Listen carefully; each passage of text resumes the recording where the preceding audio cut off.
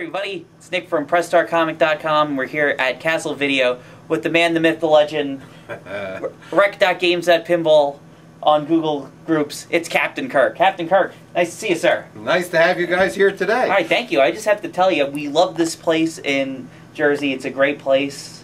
The pinball machines are all in excellent condition. So when did you get started playing pinball? Back in my early teens, I stayed at the Jersey Shore with my grandparents every summer from the day school got out to the day school started. So I was always at Point Pleasant or Seaside or in Barnacle Bills in Ortley Beach. I mean, I was always playing in the arcades. And then about 10 years ago, I wanted to open my own arcade right here in Sussex County, New Jersey. And I bought a building and I was ready to go, and I had backers, and Betson was going to provide all the different games, and the day of the closing they found an oil leak and that killed the deal. So I went off and did something else for 8 years, and then I finally had a commercial business, had the floor space, and said it's time. And I brought my love of pinball and my hobby into my business, and since we can work one counter for our various business, we have books and videos, and I have a self-storage facility and a U-Haul truck rental dealership. We're also on the web at www.thecastle.com, so you can buy any of your books, video needs, and we really want you to come in and play our games, though. We are the largest pinball arcade in the state of New Jersey.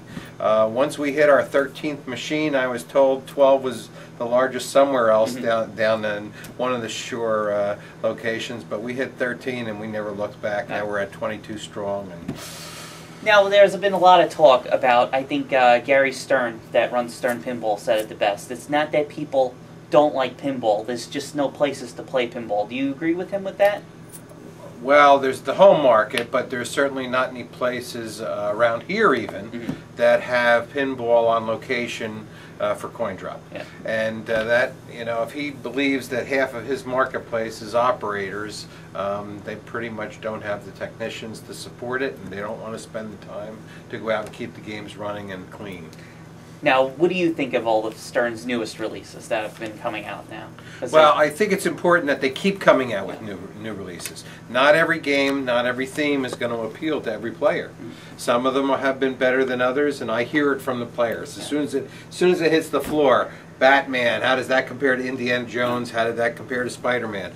But I do think that what Stern needs to do, and I know there's some reluctance on this, is that by continuing to update the software when they find there are ways to improve the game, they should do that. Because, like Spider-Man, these latest releases of software that have been put in this game, people are playing that game more, are earning more on that game now. They have to stop releasing the games unfinished, try to get what the players want, put more things in there that challenge the older players, yet still bring in new players, because that's, you know, you want to get all the new kids that are growing up that might come in here and see something like that and, you know, make it better. Well, and I'm not faulting them for getting to the market with earlier versions of software, but stand behind it with a commitment that you will update it and have releases, not just say, we maybe, or we don't have any commitment, or, you know. I think when Batman came out, even though it didn't have a wizard mode, they said, oh, that's done, that's the way it's going to be. And then people were like, no, you have to change it, it's got to have something new in it. I still found Batman a lot of fun. What did you think of Batman? I like Batman a lot. I think it'll be right next to Spider-Man after a little bit of time. When I met Gary Stern out at 2 expos ago, you know, he and I talked for about 10 minutes because I told him I had 10 of his games lined up in my arcade, and he wanted to know what was doing well, why was it doing well, how can I survive in a rural environment. And to tell you the truth, the arcade would not pay my 4 kids' way through college. I've got to mix my businesses. I've got to be nimble against the competition, and this is one of my ways of earning money. Yeah.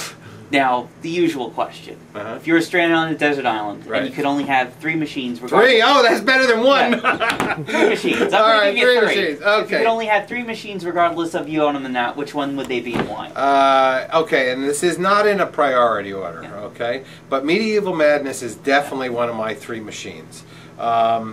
After that, I would say Scared Stiff because you know everybody loves Elvira. She just I've got her poster signed, and I really enjoy her. And now my third machine's going to be a little tougher, but I have to tell you, it's the Data East Star Trek. Oh. You know, beam me up, Scotty, because I'm ready to play that game all the time. It was my first pinball machine that I owned. And now I have what was a perfect example bought right from the licensing company for Star Trek memorabilia. It was never played until it came into my house. What did you think of the, what was the other one, the Next Generation compared to the Data East one? Well, I actually have all 4 Star Trek games, and you'll say 4? How can there be 4? We've got Next Generation, we've got the Bally Star Trek, the Data East. What's the 4th? You have the original. The Gottlieb Astro has in its inserts Star Trek. But when it was shipped to Italy, it had a Star Trek backglass that they couldn't get approved in the U.S. Sales. Well, Mike Pasak out in Chicago got me an NOS Italian version of that backglass, and I'm the proud owner. I now have 3 Astros, and they only made 500 of them, and I own 3 of them. There you go.